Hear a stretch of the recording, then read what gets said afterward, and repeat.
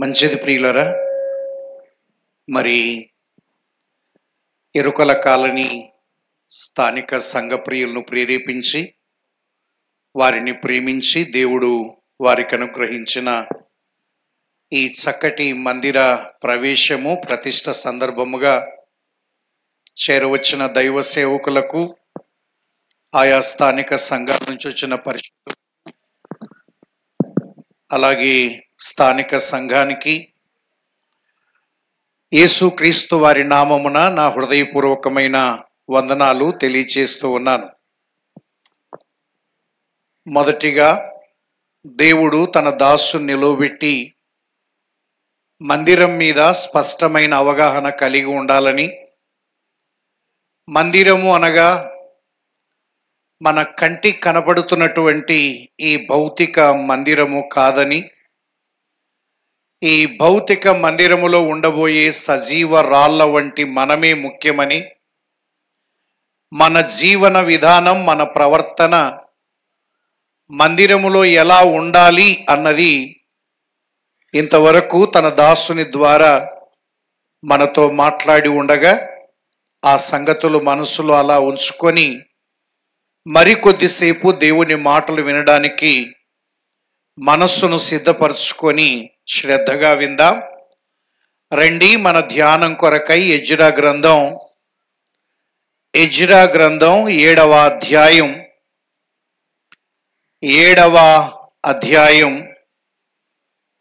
16వ వచనాన్ని ఒకసారి చదువుకుందాం. ఎజ్రా గ్రంథం 7వ అధ్యాయం 16వ వచనం. మరియు బబులోను ప్రదేశమందంతటా నీకు దొరుకు వెండి బంగారముల అంతయును జనులను యాజకులను యెరూషలేములో ఉన్న తమ దేవుని మందిరమునకు స్వేచ్ఛగా అర్పించు వస్తువులను నీవు తీసుకొని పోవలెను. చిన్న మాట ప్రార్థన. దయగల మా తండ్రి, మీ పాదాలకు స్తోత్రాలునైనా, మీ వల్లనే బ్రతుకుచు ఉన్నాం, అందును బట్టి మీకు స్తోత్రాలు.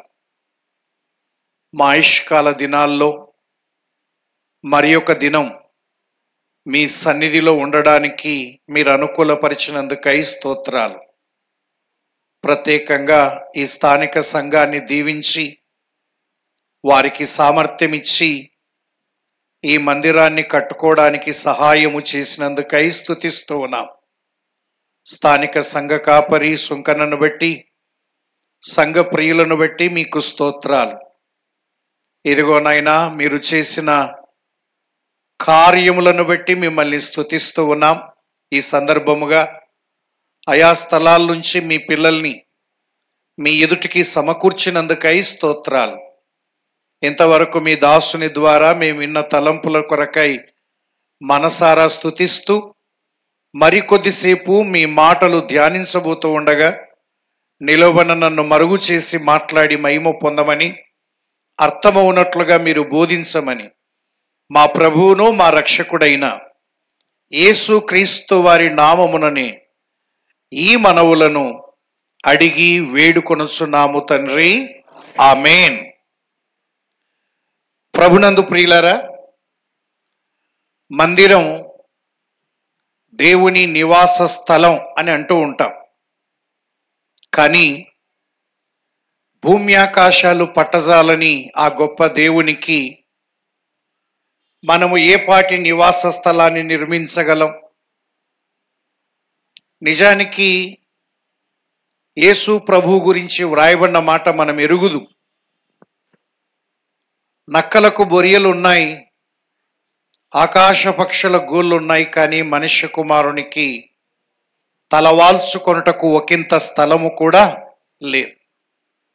అలాంటి ప్రభు మనల్ని సంపాదించడం కోసమై కలవరి శిలువలో తల వంచి ప్రాణం పెట్టి మనల్ని విమోచించాడు, తన బిడ్డలుగా చేసుకున్నాడు. దేవుడు హస్తకృత ఆలయములలో నివసింపడు అని ఎరుగుదు. దేవుని నివాసం మన మధ్యలోనే ఉందని విన్నాం. దేవుని పిల్లలు ఎక్కడ కూర్చుంటే అదే మందిరం. అంతేగాని మనమందరం వెళ్ళిపోతే మన ప్రభువును ఈ స్థలములో పెట్టి తాళం వేసేటువంటి స్థితి కాదు. ప్రభువు పరిశుద్ధుల మధ్య ఉంటాడు. అలాగైతే మరి ఈ మందిరం ఎవరి అవసరాలు తీర్చబడాలి అంటే మందిరములో ఉండబోయే మన అవసరాలు తీర్చబడడం కోసమే ఈ మందిర నిర్మాణం. ఎజ్రా గ్రంథములో ప్రధానమైన పదం, మాటి మాటికి కనిపించే పదం దేవుని మందిరమే. దాదాపు 23 సార్లు ఈ గ్రంథములో దేవుని మందిరం అని ఈ 10 అధ్యాయాల్లో మనం గమనించవచ్చు. ఈ గ్రంథం యొక్క సారాంశం అంతా మందిరము కట్టుట. ఆ రెండవ ఆలయం అన్నాడు కదా అన్నగారు, ఆ మందిరము కట్టుట. అయితే మందిరాన్ని గురించి ఈ భాగాన్ని ఇలాగే ఉంచుకొని ఒక్క మాట చదివద్దాము రండి. దినవృత్తాంతముల రెండవ గ్రంథం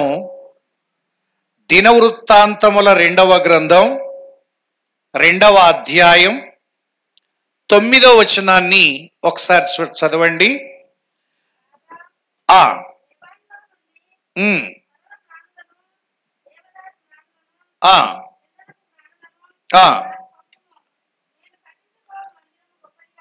నేను కట్టించబోవు మందిరము గొప్పదిగాను. చాలు. మందిరాన్ని గురించి ఒక వాక్యం మన మనస్సులో ముద్రించేటట్టుగా ఉంది. అది ఏంటంటే, మందిరం గొప్పదిగాను తర్వాత ఆశ్చర్యకరమైనదిగా ఉండును. సొలొమోను మాటల్లో తాను కట్టించబోయే మందిరాన్ని గురించి వివరిస్తూ, ఈ మందిరము గొప్పది, రెండవది అనేకులకు ఆశ్చర్యం. నిజమే, క్రొత్త నిబంధనలో జీవము గల దేవుని సంఘం ఇది ఈ భూలోకములో ఉన్న వాటన్నిటికంటే గొప్పది అన్న అవగాహన మనకు ఉండాలి. సంఘములో నివసించే వారికి సంఘము భూలోకములో ఉన్న అన్ని సంస్థల కంటే, వ్యవస్థల కంటే సంఘము గొప్పది అన్న కాన్సెప్ట్ మనకు అర్థం కావాలి. ఏమి ఆ గొప్పతనం? దేనికి లేని గొప్పతనం దేవుని సంఘమనే మందిరానికి ఏమా గొప్పతనమో ప్రభు మాటల్లోనే ఒక వచనం చూడండి. అదేంటంటే మత్తయి సువార్తలోనే కదా, 16వ అధ్యాయం. మత్తయి సువార్త 16వ అధ్యాయం 18 చదువుదాం. మరియు నీవు పేతురువు, పాతాళలోక ద్వారములు దాని ఎదుట. అది సంఘము యొక్క గొప్పతనం. పాతాళ లోకము యొక్క ద్వారములు అంటే ఏంటి? వాకిన్లు. ఈ భూలోకములో ఎక్కడైనా పాతాళ లోకపు ద్వారాలు తెరుచుకొనే ఉంటాయట, ఒక్క స్థలములో తప్ప.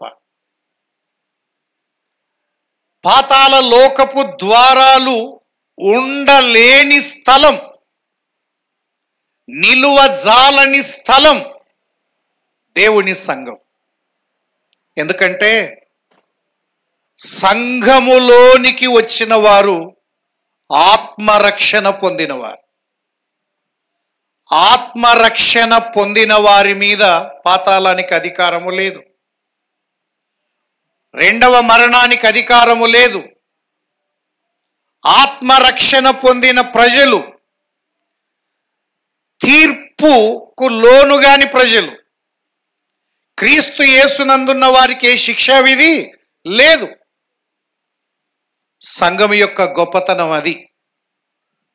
పాతాళ లోక ద్వారాలు నిలువలేని ఏకైక స్థలం ఈ భూప్రపంచంలో ఆయన సంఘమే. రెండవది, ఇది ఆశ్చర్యం. చూసేవారికి, వినేవారికి అపోస్తుల కార్యముల గ్రంథం 2వ అధ్యాయములో ప్రారంభించబడిన ఈ సంఘం దశాబ్దాలు మారినా, శతాబ్దాలు మారినా సంఘము కనుమరుగు కాలేదు. ఈ భూలోకంలో ఎన్నో వ్యవస్థలు వచ్చాయి, పరిణామాలు చెందుతూ మార్పులు చెందాయి. ఉదాహరణకి ఒకప్పుడు రాజరికం ఉండేది, రాజరికము కనుమరుగైపోయింది. రాజులు రాణులు వెళ్ళిపోయారు అక్కడక్కడ తప్ప ప్రపంచంలో. ఇప్పుడంతా ప్రజాస్వామ్య వ్యవస్థ వచ్చింది. ఆర్థిక వ్యవస్థలు మారిపోతూ ఉన్నాయి, సంస్థలు మారిపోతున్నాయి, కనుమరుగవుతున్నాయి కొన్ని సంవత్సరాలకి. కానీ అందరికీ ఆశ్చర్యం ఏంటంటే, ఈ సంఘము ఎలా సర్వైవ్ అవుతుంది, సంఘము ఎలా విస్తరిస్తుంది. యెరూషలేములో ప్రారంభించబడిన సంఘం ఖండాలు దాటుకొని, పట్టణాలు దాటుకొని, మారుమూల పల్లెలకు విస్తరిస్తూ నేటి వరకు నిలిచి ఉంది అంటే ఇది అనేకులకు ఆశ్చర్యం.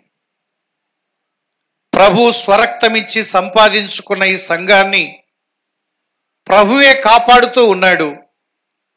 తాను వచ్చి ఈ సంఘాన్ని తీసుకొని పోయేంత వరకు ఈ భూమి మీద ప్రభువే సంఘాన్ని భద్రపరుస్తాడు. అలాగైతే ఈ మాట మన గ్రామాల్లో, మన స్థానిక సంఘాల్లో వర్తించాలి.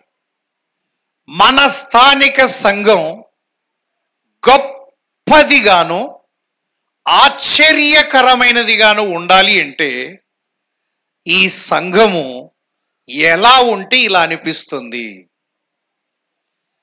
చూసేవారికి ఈ సంఘము గొప్పదిగా అనుకోవాలి, మనం చెప్పడం కాదు. ఇది ఆశ్చర్యకరంగా ఉండాలి అంటే సంఘములో ఏమి ఉండాలి?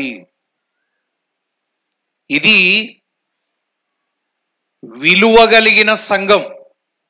ఎందుకంటే ప్రభు విలువ చెల్లించి తన రక్తాన్ని, తన దేహాన్ని, తన ప్రాణాన్ని, ఆఖరికి తన్ను తాను అర్పించుకొని సంపాదించిన ఈ సంఘం, ఈ విలువైన సంఘం మన వల్ల విలువ తగ్గకూడదు. నీవు నేను ప్రవేశించుట ద్వారా సంఘం విలువైనదిగా భావించాలి. సంఘము ఇది జీవము గల సంఘం. మృతులైన వారికి సంబంధించింది కాదు. ఎందుకనగా దేవుని దగ్గర నిర్జీవమైన దానికి స్థానము లేదు. ఒక వాక్యం మనకు తెలుసు, ఆయన సజీవులకు దేవుడు. మన దేవుడు సజీవుడు, మనం వింటూ ఉన్న వాక్యము సజీవము, మనల్ని ఉంచిన సంఘము కూడా సజీవమే. ఎక్కడ జీవము లేని ఉంది చెప్పండి? జీవము గల దేవుని సంఘములో మనము కూడా జీవము కలిగిన వారమై ఉండాలి. ఇది నిర్దోషమైన సంఘం, ఇది నిష్కలంకమైన సంఘం.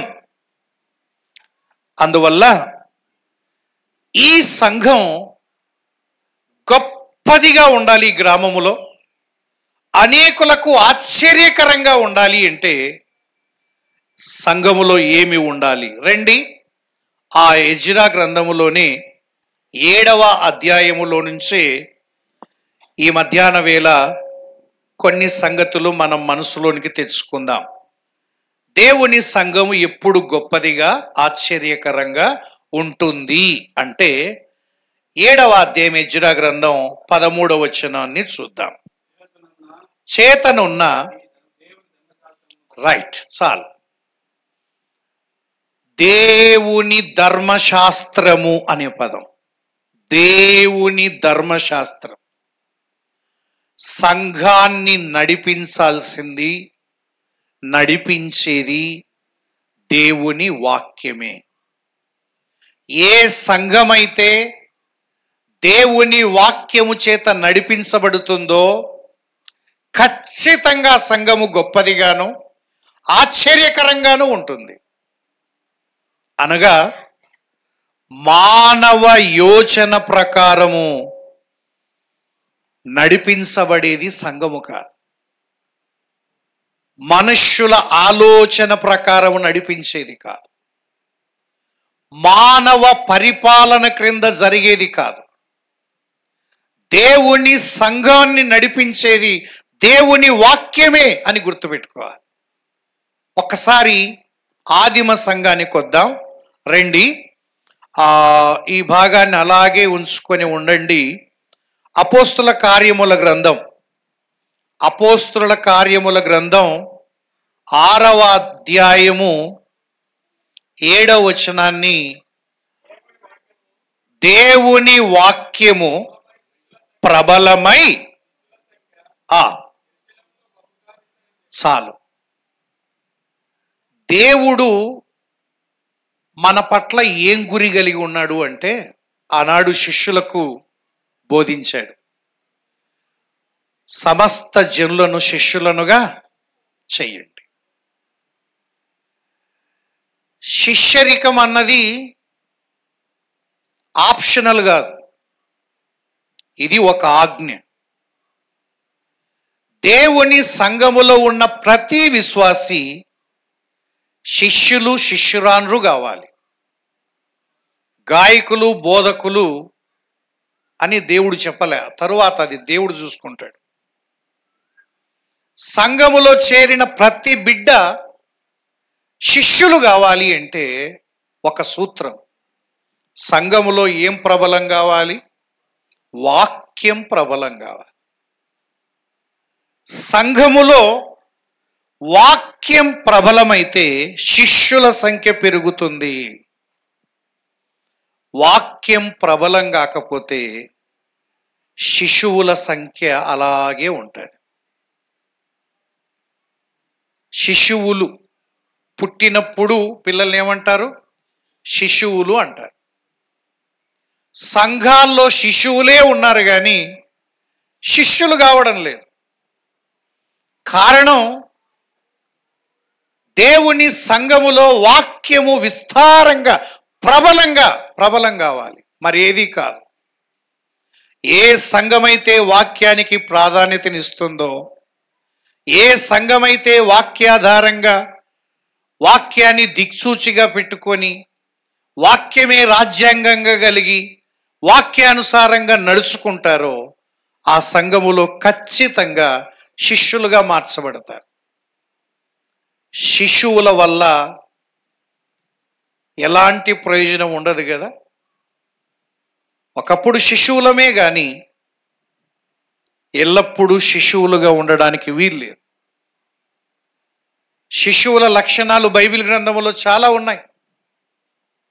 రిబ్కా గర్భములో 2 కవలలు, వారి గురించి రాయబడిన మాట, శిశువులు ఆమె గర్భములో ఏం చేస్తున్నారట? పెనుగులాడుచున్నారు. పెనుగులాటలు, వివాదాలు, కొట్లాటలు సంఘాల్లో ఇవి ఉన్నాయి అంటే అక్కడ శిష్యులు లేరు. ఎవరున్నారు? శిశువులు ఉన్నారని అర్థం. చిన్న పిల్లలు ఎప్పుడు కొట్టుకుంటారో తెలియదు, అంతవరకు నవ్వుతూ పోతుంటారు. ఇంటర్వెల్ కొడితే చాలు ఆడిపోయి ఒకరినేసి కింద వేసి మోత్తంటాడు. ఎందుకు కొట్లాడుతున్నారో అర్థం కాదు. వివాదాలు, నాకు పాట ఇవ్వలేదు, నాకు వాక్య పరిచయం ఇవ్వలేదు, నన్ను స్టేజ్ మీద కూర్చోలేదు. ఇవన్నీ శిశువుల లక్షణాలే కానీ శిష్యుల లక్షణాలు కాదు. ఎన్నో సంగతులు ఉన్నాయి శిశువుల లక్షణాలు. శిశువులు మూర్ఛిల్లుతారు అని విలాపవాక్యములో ఉంది. మూర్ఛిల్లుతారంటే తట్టుకోలేరు. ఎండకు గాని, వానకు గాని, చలికి గాని శిశువులు తట్టుకోలేరు, త్వరగా మూర్ఛిల్లుతారు. అలాగే కష్టాలు వచ్చినా, శ్రమలు వచ్చినా, ఇబ్బందులు వచ్చినా ఈ శిశువులు తట్టుకోలేరు. తర్వాత శిశువుల్ని ఎట్లా తీసుకొని వస్తాను చెప్పండి? భుజాల మీద మోసుకొని వస్తారు. వాళ్ళంతటా వాళ్ళు రారు. మీటింగ్ పెట్టినా ఎత్తుకొచ్చుకోవాలా, మళ్ళీ ఇంటికాడి పోయి దించి రావాలా, అట్లయితేనే వస్తారు. ఇటువంటి శిశువులు ఎంతమంది ఉంటే ఏం ప్రయోజనం? వారంతటా వారు ఎన్నడూ రారు. నడవడానికి శక్తి లేదు. అంత మాత్రమే కాకుండా శిశువులు అన్నం అడుగుదురు. 24 గంటలు అన్నం అడిగేటోళ్ళే కానీ అన్నం పెట్టేవాళ్ళు కాదు. ఎవరో వచ్చి ఇంత పెడితే తినిపోయే వాళ్ళే కానీ వండుకునేవారు కాదు, ఇతరులకు పెట్టేవారు కాదు. సంఘాలు అంతే. 250 మంది ఉన్నారండి, కానీ ఆయన లేకపోతే ఎవరు వాక్యం చెప్పేవాళ్ళు లేరు. అంతే, అందరూ పుట్టినప్పుడు ఉన్నట్టే ఉన్నారు. శిశువులు ఒక ఉపమానంలో ప్రభు చెప్పాడు కదా, తలుపు తడుతూ ఉంటే దయచేసి నేను లేచి రాలేను. చిన్న పిల్లలు ఏం చేసినారట? పడుకున్నారట. త్వరగా ఫస్ట్ కూడికలు మొదలైతే రాత్రి వేళ అల్లరి పిల్లల వల్లనే ఉంటుంది. కానీ 5-6 పాటలు పాడేసరికి గమ్మునవుతారు. ఏమై ఉంటారు చెప్పండి? నిద్రపోయి ఉంటారు. 2 పాటలు ఎక్కువ పాడితే చాలు, ఎక్కడోళ్ళకి గప్చి పడిపోతారు. పిల్లలు ఎక్కువసేపు మేలుకోలేరు, ఒక అరగంటకు నిద్రపోతారు అంతే. మా సంఘం కూడా అంతేనా, ఒక అరగంట అవసరంలే, 15 నిమిషాల్లోకి చల్లగా జారుకుంటారు. ఏంటంటే పిల్లలు. శిష్యులైతే మరి శిష్యులు కావడానికి డబ్బులు కాదు, శిష్యులు కావడానికి మనం ఏదేది ఇవ్వడం కాదు, వాక్యం ప్రబలం కావాలి. సంఘములో ప్రతి కూడిక ఇంపార్టెంట్ అయినది. ప్రతి కూడికలో వాక్యం అనే నీరు ప్రవహించాలి. అప్పుడు సంఘం అనే ఉద్యానవనం పచ్చని తోటలాగా ఉంటుంది. ఏ ఒక్క కూడిక నిర్లక్ష్యం చేసినా ఎండిపోవడం ప్రారంభిస్తుంది. అందువల్ల సంఘము గొప్పదిగా ఉండి ఆశ్చర్యకరంగా ఉండాలి అంటే సంఘములో వాక్యము, ఇది మానవ యోచన ప్రకారం జరిగేది కాదు సుమా, వాక్య ప్రకారము నడిపించాలి. ఒక మాట చూడండి, అదే అపోస్తుల కార్యముల గ్రంథం 8వ అధ్యాయం 4వ వచనం.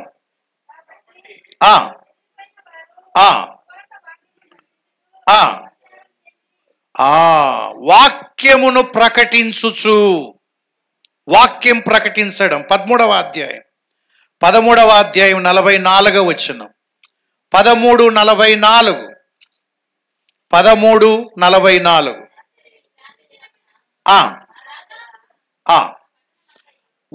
దేవుని వాక్యం వినుటకు కూడి వచ్చాను. ఆదిమ సంఘ ప్రయాణం చూడండి, ఇంకా దీనికి తప్ప వారు దేనికి ప్రాధాన్యం ఇవ్వలేదు. ప్రజలు కూడుకున్నారు అంటే టాప్ మోస్ట్ ప్రయారిటీ దేవుని వాక్యమే. అప్పుడు సంఘము గొప్పదిగా ఉంటుంది. మామూలుగా వచ్చేవారికి వాక్యము మీద ఆశ ఉండకపోవచ్చునేమో. పిల్లలు చూడండి, చిన్నపిల్లలు స్కూల్కి వస్తే ఎప్పుడన్నా పొరపాటున అనుకోకుండా సెలవు ఇచ్చినాం అనుకోండి, ప్రేయర్ జరిగేటప్పుడు చెప్తాం, అనుకోకుండా ఈరోజు సెలవు వచ్చింది, దయచేసి ఈరోజు స్కూల్ లేదంటే ఇంకొక మాట వినపడదు, కేకలే కేకలు. ఇంకా ఎంత సంతోషం అంటే అరుపుల మీద అరుపులు ఇంటికి పోతారు. అంటే పిల్లలకి సంతోషాన్ని ఇచ్చేది ఏంటంటే స్కూలు లేకుంటే, ఆ బడి జరగకపోతే అది సంతోషం, అది వాళ్ళ బుద్ధి. మరి వాళ్ళ సంతోషానికి అనుగుణంగా మనం రోజు లేదందాం, పిల్లలకు కావాల్సింది సంతోషమే. మీ సంతోషమే మాకు కావాలా? రావడం పిల్లలు ఈరోజు స్కూల్ లేదని. ఎవరో పిల్లలకి సంతోషమేమో కానీ ఇంటికాడ పెద్దలు ఇట్లయితే మా పిల్లలకి చదువు ఎట్లొస్తుంది? ఇట్లా రోజు సెలవిస్తే చదువు ఎట్లొస్తుంది? కాబట్టి విశ్వాసులుగా మందిరానికి వస్తుంటున్నాం, కానీ మనకు నిజమైన సంతోషం ఏంటో తెలుసునా? ఈరోజు కూడికి ఎత్తేస్తున్నాం, ఈరోజు వాక్యము లేదు అన్నాం అనుకో, ఆ మాట అన్నాం చాలాసారంగా, ఇంకా చాలు, ఇంకా ఏమి ఇబ్బంది లేదు, ఇంకా రెండో వాక్యం లేదన్నావు, అది సంతోషము. కానీ గంటన్నర సేపు 1:30 అంటే అబ్బా పెట్టినా ముందే బిగించి పడేసా, ఇంకా ఏమనుకోకుండా. ఎవరి ఇష్ట ప్రకారం నడవాలి అంటే వచ్చిన వారి ఇష్టానుసారంగా నడవడానికి కాదు సుమా. అహరోను చేసిన పని ఆనాడు అదే, వారికి ఇష్టమైన దాన్ని చేయడానికి అంగీకరించినాడు. ప్రజలు విచ్చలవిడిగా తిరిగి చెడిపోయినారు. దేవుని సంఘములో వాక్యము నిజంగా శ్రద్ధగా విందామని అందరికి ఆశ ఉండదు నిజంగా, కానీ ఆశ పుట్టించాలి, బలవంతంగానైనా దేవుని మాటలు వినిపించాలి. దీంట్లో వెనక్కి తిరిగి చూడకూడదు. అలా చేస్తే నష్టపోయేది ప్రజలే. అలా రోజు స్కూలు సెలవు వదిలేస్తే నష్టపోయేది పిల్లలే, జీవితాలు పాడయ్యేది పిల్లలే. ఈ అవగాహన మనకు ఉండాలి. అందుకే దేవుని సంఘాన్ని నడిపించాల్సింది దేవుని వాక్యమే. కానీ చాలా స్థలాల్లో మనుషులు పగ్గాలు తీసుకొని మానవ పరిపాలన కింద నడిపిస్తూ తమ యోచన ప్రకారం చేస్తూ సంఘాన్ని పలుసగా చేసి పడేస్తున్నారు. మొదటిది, దేవుని సంఘం గొప్పగా ఆశ్చర్యకరంగా ఉండాలంటే ఏముండాలి సంఘములో? దేవుని వాక్యం. రెండవది ఎజ్రా గ్రంథమే. మళ్ళీ ఒకసారి 7వ అధ్యాయం 17వ వచనాన్ని చూద్దాం. 17వ వచనం, 7:17 ఎజ్రా గ్రంథం.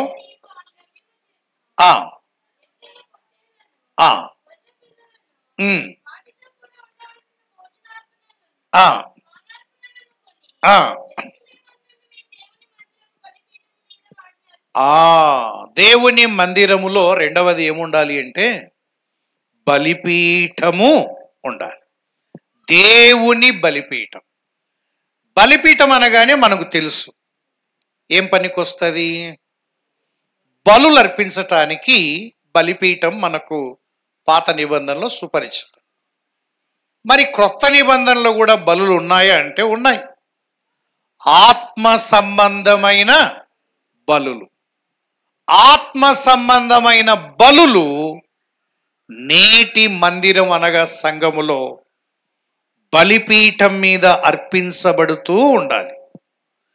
ఆత్మ సంబంధమైన బలులు అనగా దేవుని మందిరములో బలిపీఠం మీద నిత్యము అగ్ని మండుచూ ఉండవలెను, ఆరిపోవడానికి వీల్లేదు. దేవుడు కోరుకునేది ఏంటంటే ఈ నా మందిరం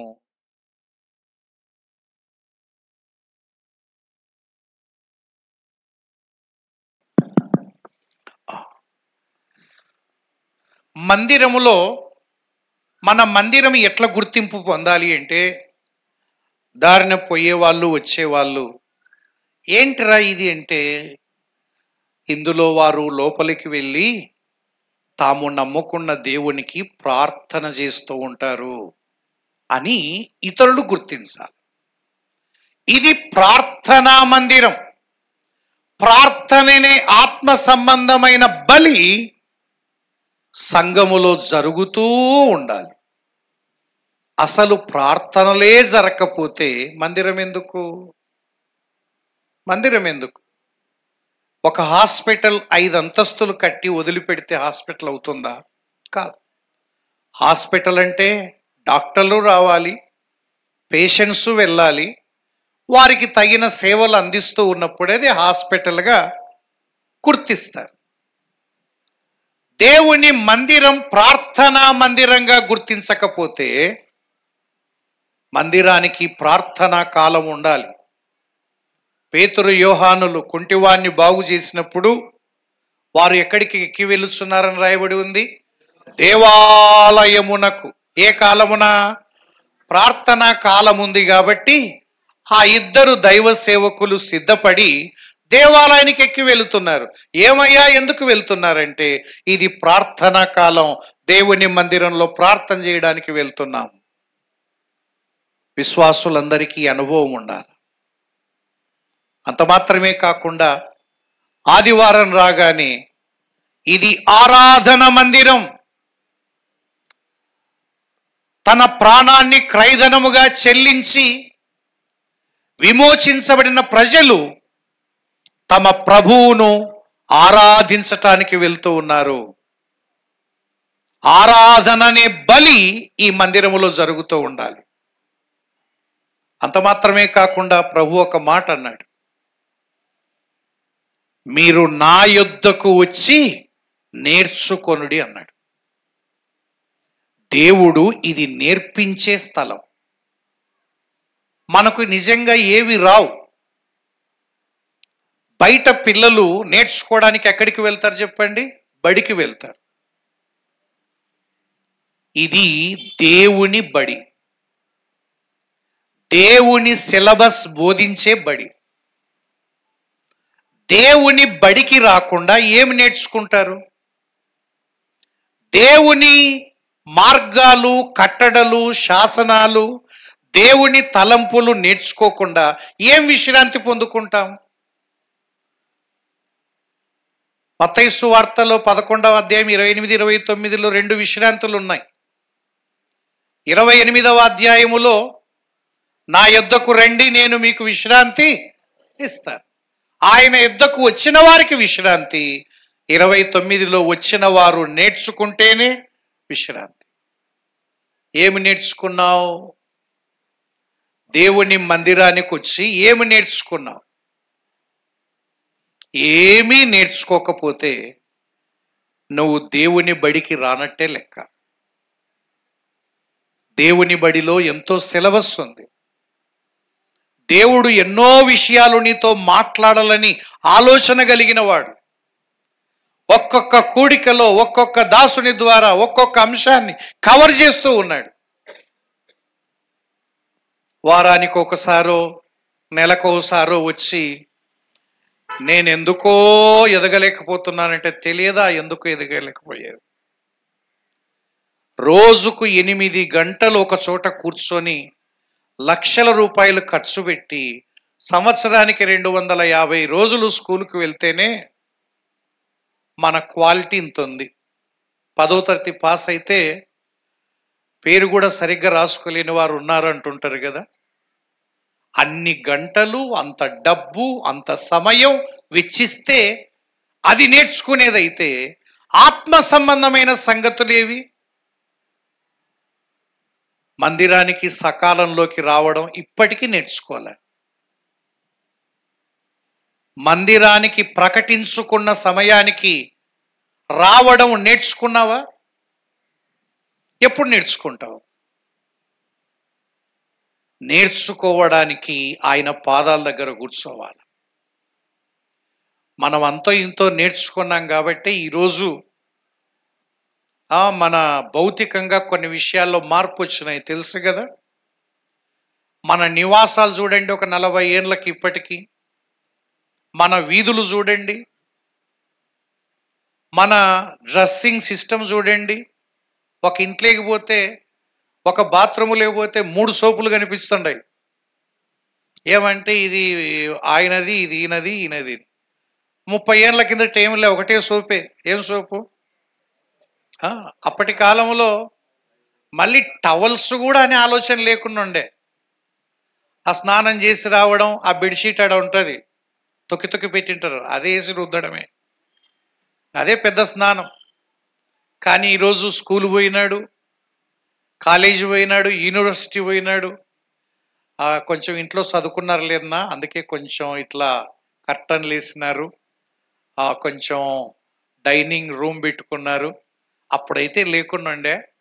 ఈ లోకపు చదివి ఇన్ని మార్పులు తెస్తే దేవుని బడికి వచ్చిన వారి జీవితంలో మార్పులు వద్దా?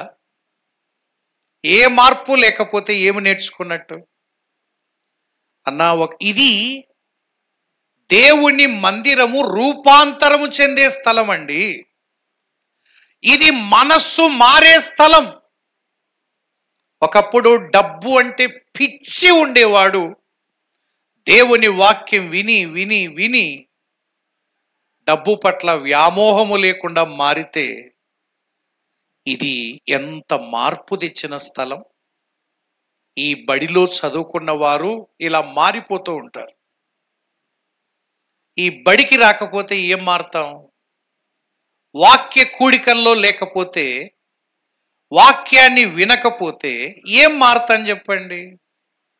నమ్ముకున్న రోజు ఎలా ఉంటామో 30 ఏండ్ల సీనియారిటీ వచ్చిన తర్వాత కూడా అదే తలంపులే, అదే ఆలోచనలే. మనిషి మారాలి అంటే మనస్సు మారాలి. మనస్సు మార్చడం ఎవరి తరం కాదు, దేవుడు తప్ప. మీ మనస్సు మారి నూతన మగుట వలన రూపాంతరము చెందుడి అంటే, దేవుని మందిరములో ఈ బలిపీఠం మీద ఆత్మ సంబంధమైన కార్యక్రమాలు జరుగుతూ ఉండాలి, నిరంతరాయంగా, బ్రేక్ లేకుండా. మందిరానికి తాళాలు వేయకూడదు అసలుకి. నిరంతరము ఏదో ఒక బలి అర్పిస్తూ ఉండాలి. ప్రార్థన చేసుకోవడం, ఆరాధన జరగడం, వాక్య కూడికలు జరగడం, స్తుతి కూడిక జరగడం. ఎంత ఎక్కువ సంఘము కూడుకుంటే అంత గొప్పదిగా ఉంటుంది సంఘం. ఎంత తక్కువ కూడుకుంటే ఆ సంఘం అంత ఎండిపోతాయి. ఒకటే సూత్రం. కారణం ఏదైనా, సందర్భం ఏదైనా, దేవుని మందిరములో, దేవుని బలిపీఠం మీద బలులు అర్పించబడుతూనే ఉండాలి. మూడవది చూద్దాం. ఒకటి, దేవుని మందిరము గొప్పదిగా ఆశ్చర్యకరంగా ఉండాలి అంటే, ఒకటి దేవుని వాక్యము చేత నడిపించబడాలి, దేవుని మందిరములో దేవుని బలిపీఠము ఉండాలి. మూడవది ఎజ్రా గ్రంథం 7వ అధ్యాయం 13వ వచనాన్ని ఒక్కసారి 18వ వచనం.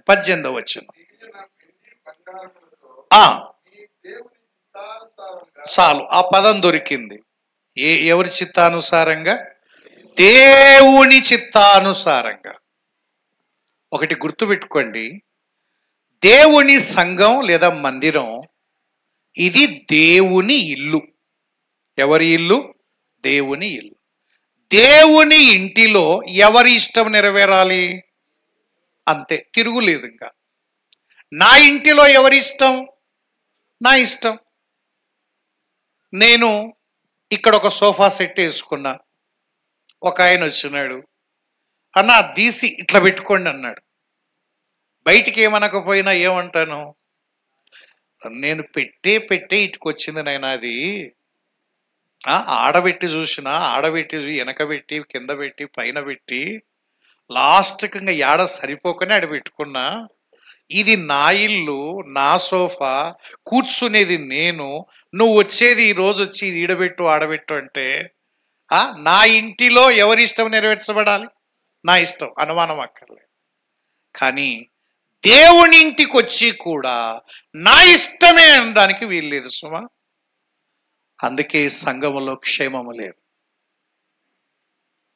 ఇది మన ఇష్టాలు నెరవేర్చుకునే స్థలం కాదు. నాకు ఇష్టమైంది కాబట్టి నేను పాట పాడతా, నాకు ఇష్టమైంది కాబట్టి ఇది చేస్తా, నాకు ఇష్టమైంది కాబట్టి నేను వాక్యం చెప్తా, నాకు ఇష్టమైంది కాబట్టి. నీ ఇష్టం కాదు సుమా. ప్రతి ఒక్కరము దేవుని ఇష్టానికి తల వంచాలి. ఎందుకంటే ఇది దేవుని ఇల్లు, ఆయన ఇష్ట ప్రకారమే జరుగుతుంది ప్రతిదీ కూడా. ఏమి జరిగినా ఆయన చిత్తానుసారంగానే జరగాలి. మరి నా ఇష్టం, నీ ఇష్టానికి నా ఇష్టానికి ఇక్కడ తావు ఉండకూడదు. దేవుని చిత్తానుసారంగా. ఒక మాట అపోస్తల కార్యములు 18వ అధ్యాయం 21వ వచనాన్ని చూద్దాం. అపోస్తల కార్యముల గ్రంథం 18:21.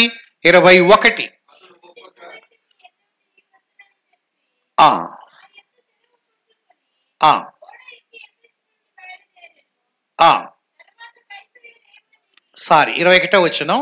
అతడు ఒప్పక దేవుని చిత్తమైతే మీ యొద్దకు తిరిగి వత్తునని చెప్పి.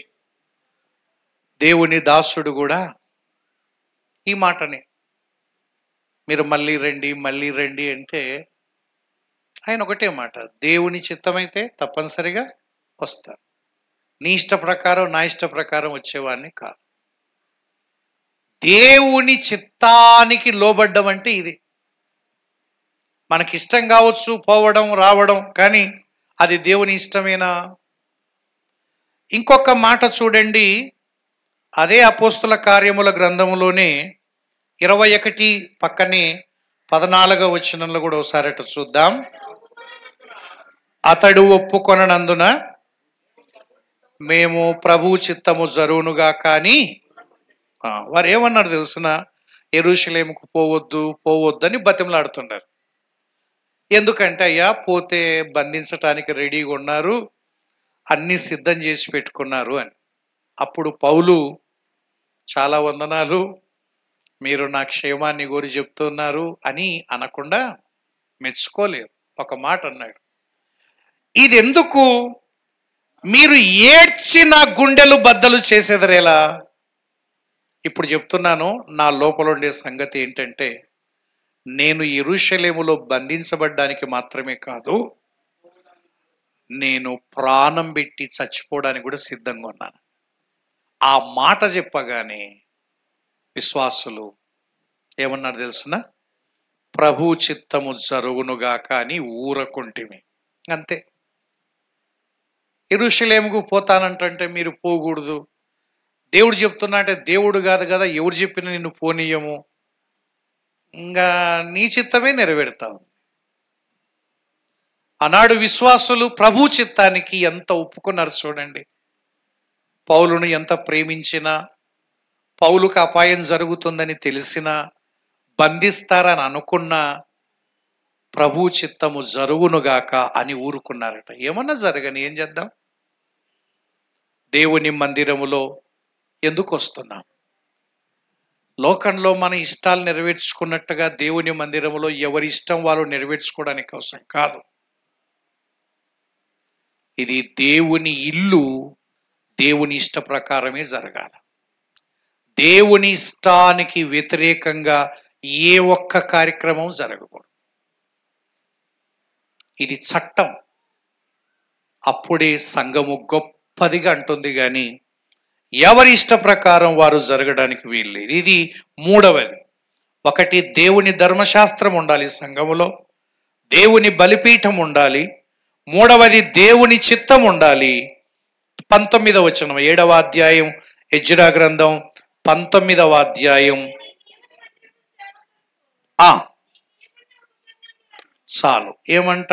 దేవుని మందిరపు సేవ కొరకు, దేవుని సంఘములో దేవుని సేవ జరగాలి. దేవుని సేవ జరగాలి. దేవుని మందిరములో దేవుని సేవ జరగాలి. ఆలోచన చేద్దాం. సేవ, పరిచర్య, ధర్మం క్రమంగా జరగాలి. నీవు ఉండకపోవచ్చు, నేను ఉండకపోవచ్చు, కానీ సంఘము ప్రభు వచ్చి తీసుకొని పోయేంత వరకు ఇక్కడ ఉండాలి. ఇది వ్యక్తులతో కనుమరుగయ్యేది కాదు. ఈ ఆలోచన ఉంటే తప్పు. సంఘము ఇది దేవునిది.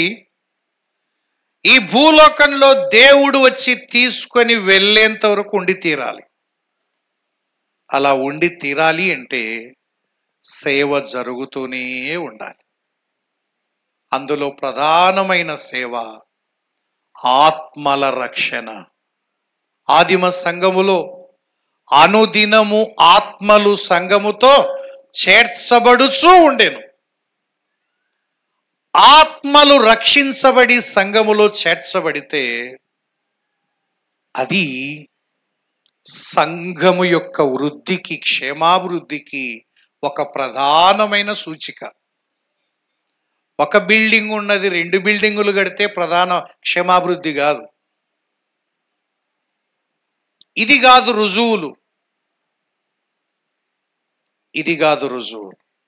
ఒకసారి తిరుపతికి వెళ్తే ఎంఈడి చేసేటప్పుడు సంఘము ఈరోజు మీరు వాక్య కూడిక ఉంటుంది, వాక్యం చెప్పాలి అంటే వెళ్తే అప్పటికే ఆ మందిరం 18 లక్షల చేత కట్టబడింది. చాలా ఏండ్ల కిందట, పెద్ద మందిరం. ఇంత మందిరములో ఎంతమంది వస్తారో కదా, ఏం చెప్పాలి వీళ్ళకు అని భయపడుతూ ఆలోచన చేస్తూ ఉండగా నన్ను తీసుకుని వెళ్ళిన సేవకుడు నేను ప్రారంభ ప్రార్థనలో పాల్గొన్నాం. ఆయన ప్రార్థన చేస్తే నేను ఆమేన్ అన్నాను. మొదటి పాట పాడగా ఒకరు వచ్చారు, 3 అయినారు. రెండో పాటలు అయితే ఇంకిద్దరు వచ్చినారు. ఆమె వెనక కూర్చొని కాలు చాపుకుంది. 3 పాటలు అయిపోయేసరికి ఎంచితే 8 మంది ఉండారు మొత్తం నాతో సహా. కనీసం 1,00,000కు ఒకరన్నా రావాలి కదా వాక్య కూడికలో. 1,00,000కు ఒకరన్నా వస్తే 18 మంది అన్న ఉండాలి కదా. అదే సమయంలో ఇంకొక సహోదరుడు పిలిచాడు, అన్నా మాకు మందిరం లేదు కానీ చిన్న రూమ్ బాడుక్కు తీసుకున్నామని. ఆ బాడుగా 1,500, ఒకటే రూమే. ఆ రూములో కూర్చుంటే 20 మంది కూర్చోగలరు. కానీ అక్కడికి వెళ్తే 50 మంది రూములో కూర్చొని 20 మంది వాకిట్లో కూర్చున్నారు. ఇప్పుడు ఏది గొప్ప సంఘం అనాలా? 18 లక్షలు కట్టిన ఈ బిల్డింగ్ చూసి గొప్ప మందిరం అనాలనా? 20 మంది కూర్చునే చోట 50 మంది కూర్చొని బయట 20 మంది కూర్చున్నారంటే ఆత్మలు లేకపోతే, సంఘములో అడ్మిషన్స్ లేకపోతే సంఘం ఏముంటుంది చెప్పండి? స్కూల్లో అడ్మిషన్స్ ఉంటే కదా స్కూల్ నడిపేది. అడ్మిషన్స్ ఏవి లేకపోతే ఒక రోజున స్కూల్ మూసుకోవాలి. అందుకే సంఘములో సేవ మానేస్తే ఏముండదు. సంఘములో సేవ జరుగుతూ ఉందా అనగా సువార్త సేవ, ప్రార్థనా సేవ, పరిచర్య సేవ, హెచ్చరించే సేవ, ఇవన్నీ రకరకాల సేవలు. మందిరములో సేవ ఉండాలి అన్న, ఈ మందిరములో సేవ అద్భుతంగా జరుగుతుందన్న అని పేరు తెచ్చుకోవాలి. దేవుని మందిరములో దేవుని ధర్మశాస్త్రం ఉండాలి 1. 2 దేవుని బలిపీఠం ఉండాలి. 3 దేవుని చిత్తం ఉండాలి. 4 దేవుని సేవ జరగాలి. 7వ అధ్యాయం యెజ్రా గ్రంథం 25వ వచనం, 7:25 చూద్దాం.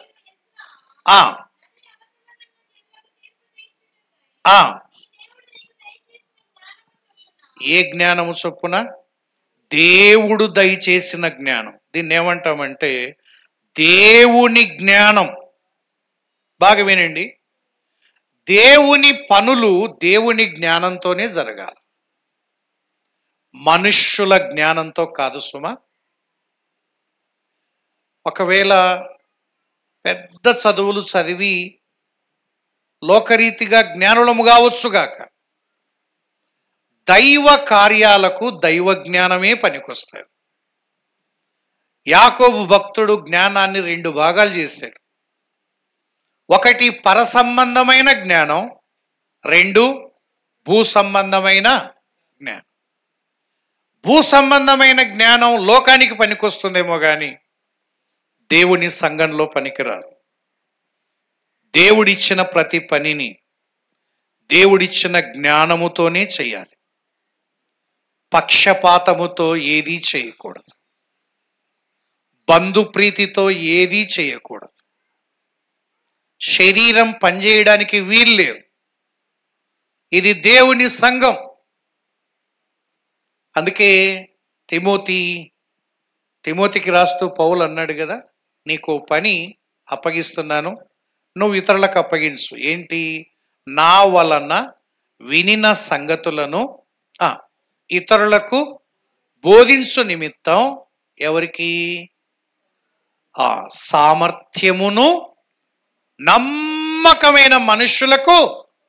ఇంతే. ఎవరికి అప్పగించాలి? నీకు తెలిసినోనికి కాదు. ఎవరికి అప్పగించాలి? నీ ఇంటి వారికి కాదు. వారు ఎవరైనా కావచ్చు, ఇంటి వారైనా బయటి వారైనా. సామర్థ్యం ఉండాలి, నమ్మకం ఉండాలి. నువ్వు డ్రైవింగ్ చేస్తున్నావు అనుకోండి, డ్రైవింగ్ సామర్థ్యం లేనిడు వచ్చి కొంచెం పక్కకు జరుగుతావా అంటే జరిగి చూడు ఏమవుతుందో. వానికి డ్రైవింగ్ రాదని తెలుసు, కానీ మీ బావా కొంచెం జరుగు, నేను కొంచెం అమ్మ బామర్దే లేని జరిగినావు అనుకో, బాగుండడు, బామర్ది ఉండడు. ఒక డ్రైవింగ్ సామర్థ్యం లేనోనికి డ్రైవింగ్ సీట్లో కూర్చోబెడితే అందరూ పోతారు. అట్లాగే దేవుని సంఘాల్లో కూడా సామర్థ్యము లేని, నమ్మకత్వము లేని మనుషులకు కార్యాలు అప్పగిస్తే కార్యాలు చెడిపోతాయి. ఈడ లోక జ్ఞానము కాదు సుమ, దేవుడిచ్చిన జ్ఞానముతోనే పని చేయాలి. దేవుడిచ్చిన జ్ఞానం, దైవ జ్ఞానం, సమయోచితమైన జ్ఞానం. 10 మంది కూడుకున్నప్పుడు సమయోచితంగా ప్రవర్తించాలి. నీ ఒంటరిగా ఉంటే అది వేరు. ప్రార్థన, వ్యక్తిగత ప్రార్థన వేరు, 10 మంది కూర్చున్నప్పుడు ప్రార్థన వేరు. వ్యక్తిగతంగా ఎంతసేపు అయినా మాట్లాడుకో, ఇబ్బంది లేదు, అది నీకు దేవునికి సంబంధించింది. కానీ సంఘములో ఇలా కూడుకున్నప్పుడు నువ్వు దీర్ఘ ప్రార్థన చేసావనుకోండి, వేరే కార్యక్రమానికి ఏమవుతుంది? కుంటుపడుతుంది. మనమంతా సమయబంధితులమే. కాబట్టి ఉన్న సమయంలో ఏది ఎలా చేయాలో అది చేసే జ్ఞానం ఉండాలి. అంతేగాని ఆదికాండం 1వ అధ్యాయంలో ఆదియందు భూమి ఆకాశం సృజించిన దేవా అని మొదలుపెట్టి ఒక్కొక్క కాండంలో నుంచి ప్రార్థన చేసుకుంటా పోతే ఏమి నేర్చుకున్నావు? కాబట్టి సామర్థ్యం ఉండాలి, క్యారెక్టర్ ఉండాలి, నమ్మకత్వం ఉండాలి. క్యారెక్టర్ లేనికి అప్పగించినాం అనుకోండి, నిన్ను నమ్మి ఒక అర్ధగంట వాక్యం చెప్పని మైక్ ఇచ్చినాక ఇంక వాడు మాట వినడం లే. అర్ధగంట అయింది, గంట అయింది, గంటన్నర అయింది, ఎవరి మాట వినడం లేదు. వ్యక్తికి సామర్థ్యం ఉండొచ్చునేమో కానీ ఏం లేదు, నమ్మకత్వం లేదు. నీకు ఇచ్చిన సమయం ఎంత, నువ్వు చేసేది ఎంత. ఒక్కోసారి మనం తెలియకుండానే కొన్ని అతిక్రమిస్తూ ఉంటాం.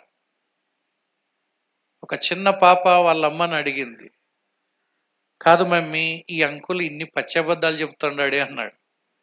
కాదమ్మా, వాక్యం చెప్తుంటే పచ్చబద్ధాలు అంటావేంటి అని నోరు మూసింది. ఎంత గొప్ప సేవకుడు అనుకున్నావు, ఇంత అద్భుతంగా వాక్యం చెప్తా. అట్ట కాదు మమ్మీ, నీకేం అర్థమైంది అబద్ధాలు అంటే? అర్ధగంట చూడబట్టి ఇక చివరిగా ఈ వాక్యం చూసి ముగించుకుందామా అంటాడు. ఇంకా తెరుస్తూనే ఉన్నాడు. ఇప్పటికి 25 రెఫరెన్సులు చెప్పినాడు. ఏమనాలా? నేను అదే లాస్ట్ అనుకొని మూసిన, మళ్ళా తెరిస్తే మళ్ళా మూస్తే 25 సార్లు చెప్పకుండానే చెప్పమను. లాస్ట్ అని చెప్పకుండా చెప్పమను, మాకేం బాధ లేదు. మమ్మల్ని అందరినీ బాగా దగ్గర తీసుకొచ్చి సంతోషాన్ని తీసుకొచ్చి మళ్ళీ ఆగిపోతుంది ఇంజన్ అంటే మళ్ళీ ఎత్తుకుంటాడు. ఎబ్బా అయిపోతుంది కదరా అనుకుంటే ఎప్పుడు నిలబడి ఇది పోతా తెలియదు కదా. అట్లుంటే ఎట్లా? అందుకే ఒక వ్యక్తికి పని అప్పగిస్తే నమ్మకత్వం ఉండాలా, సామర్థ్యం ఉండాలి. ఇది దేవుని జ్ఞానంతో జరగాల, దైవ జ్ఞానముతో దేవుని కార్యాలు జరగాలి. చివరిది చూద్దాము రండి. మందిరములో ఏముంటే గొప్పదిగా ఉంటుంది అంటే చివరిది 7వ అధ్యాయములోనే 14వ వచనాన్ని చూద్దాం.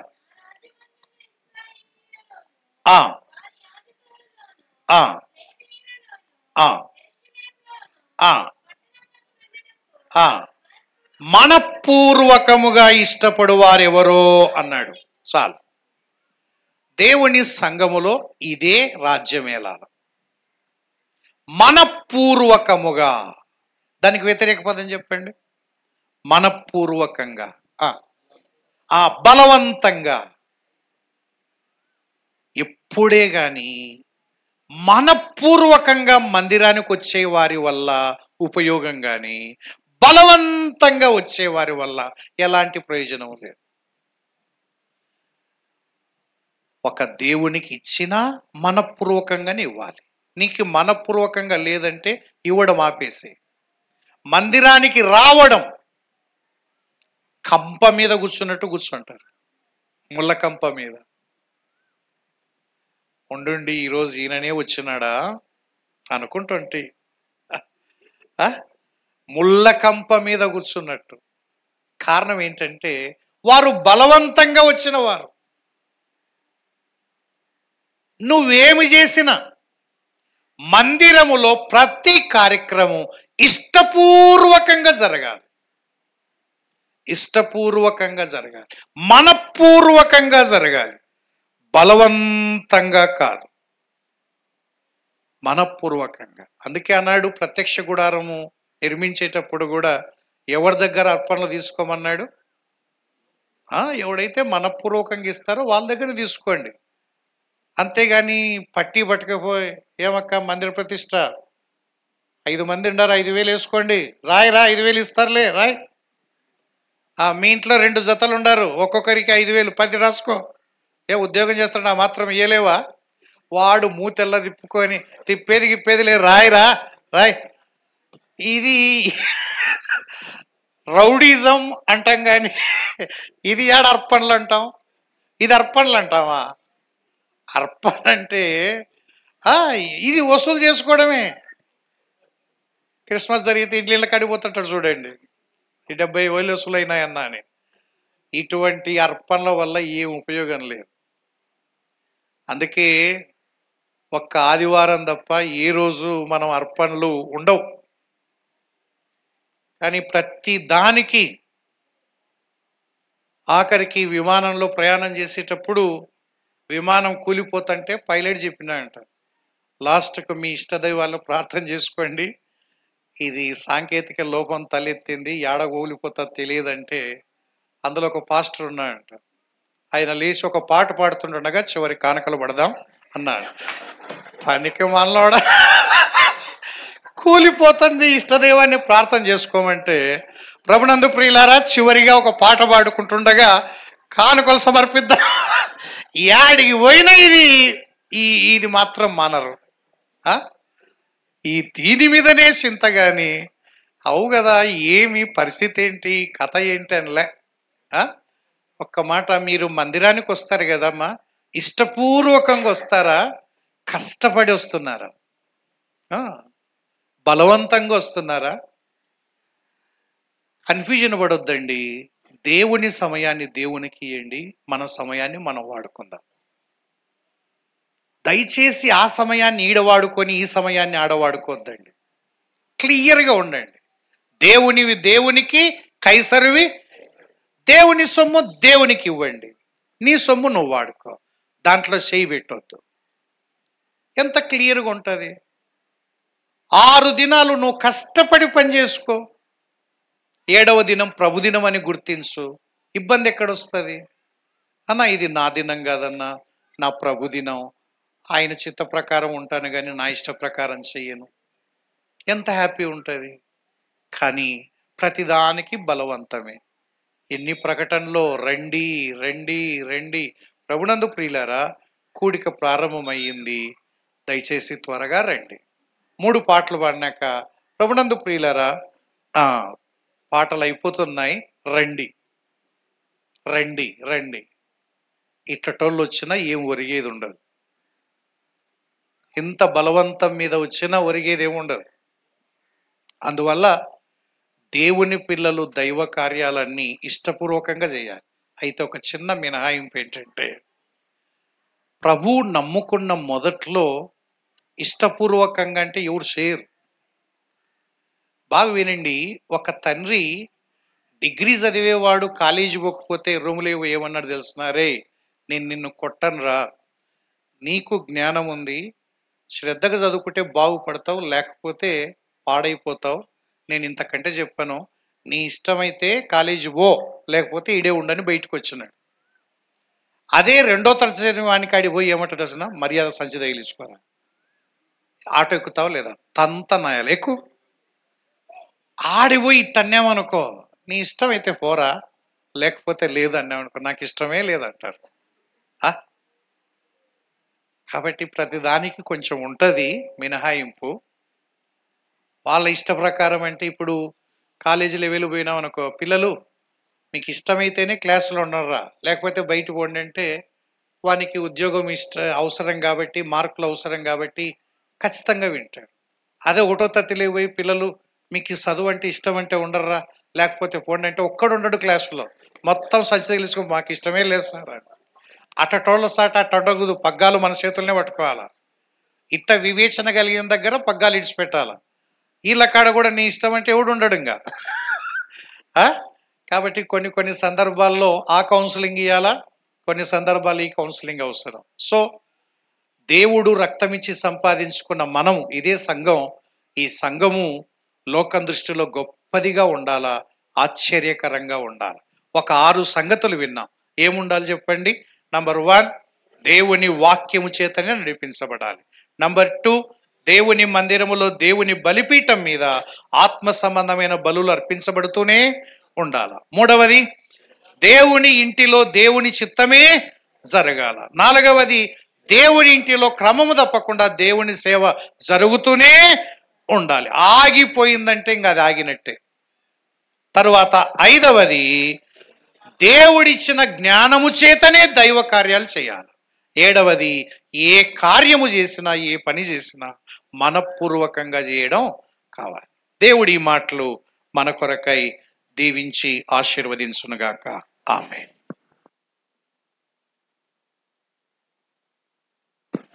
ప్రార్థన చేద్దాము. తలలు వంచండి, ప్రార్థన చేద్దాం.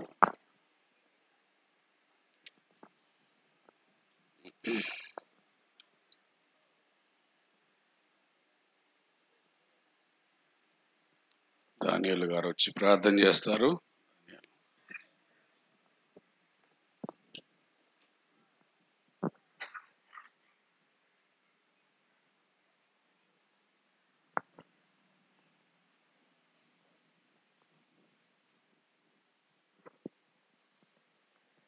ప్రార్థన చేసుకుందామండి. మమ్మల్ని మిక్కిలిగా ప్రేమించినటువంటి గొప్ప దేవ, నీ నామమును బట్టి స్తుతిస్తూ ఉన్నాము. మీ దాసుల ద్వారా యెజ్రా గ్రంథములో రాయబడినటువంటి సంగతులను నాయనా, మరి వాక్యము, బలిపీఠం, ఇవన్నీ కూడా మందిరములు అవసరమై ఉన్నాయి. మందిరమును కూడా నాయన మరి మీ చిత్తాన్ని బట్టి పునాది వేసినది వరకుని అంతం వరకు మీరు తోడుగా ఉండి ఈ దినము ఈ సింగవర గ్రామంలో ఆయన అన్నుల మధ్య మరి ఈ పరిశుద్ధ మందిరాన్ని మీరు ఏర్పరచబడిన విధానాన్ని బట్టి స్తుతిస్తున్నాం. ఈ మందిరము అనేకులకు ప్రార్థనా మందిరము అనబడడానికి, పరిశుద్ధులకు సమకూడడానికి మీరు ఈ దినం ఏర్పరచబడిన విధానాన్ని బట్టి నీకు కృతజ్ఞత స్తోత్రములు చెల్లిస్తుంటున్నాము తండ్రి. స్తోత్రములు. ఇదివరకు మీ దాసుల ద్వారా బలమైన మాటలు నయన మరి మీరు మాట్లాడిన విధానాన్ని బట్టి స్తుతిస్తున్నాం. అనేకుల హృదయాలలో తండ్రి మీ కార్యములు జరిగించండి, మీ కృపను బలపరిచి ఆదరించమని ప్రార్థన చేస్తుంటున్నాము తండ్రి. స్తోత్రములు. దేవా, కనికరించి కాపాడిన విధానాన్ని బట్టి నీకు స్తోత్రములు చెల్లించి మికిలి వినయముగా ప్రతిమారి వేడుకొనుచున్నాము తండ్రి. ఆమేన్.